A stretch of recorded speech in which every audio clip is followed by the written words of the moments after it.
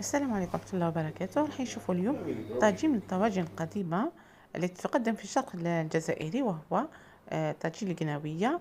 مادام راهو وقتها درك قاعدين يبيعوا فيها، اغتنموا الفرصة. أي معروفة في الشرق والقليل يعرفوها في الغرب وفي الوسط.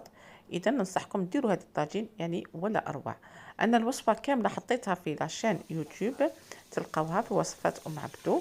اليوم راح نعطيكم طريقة كيف تحضير الطاجين.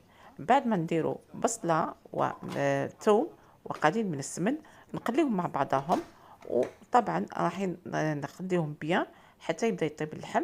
نرميو هذيك القناويه انا كنت حضرتها من قبل، يعني نقيتها، نحيت الشوك تاعها وقليتها.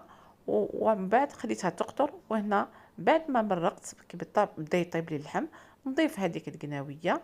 راكم تشوفوا فيها كيفاه نضيفها، نزيد نخليها طيب مع هذاك اللحم. ومن بعد زيد نرمي لها ملعقتين من الطماطم المصبره، ونخليها تزيد مع قرن من الحار. حنا القناويه جينيرالمون نديروها مع المطلوب ولا مع كسره، يعني يجي طبق ولا اروع. ننصحكم ديروا هذا الطبق التقليدي اللي راهو يعني عاد ناقص في الساحه. وهنا بعد ما ضفت القرن راح نزيد نغلق عليها ونشوفها في صحن التقديم ان شاء الله. هنا بعد ما طابت نشوفوا كيفاه جات ولا اروع، يعني بنة ولا اروع. اللحم تاعها كيفاه طيب، وهي ما شاء الله.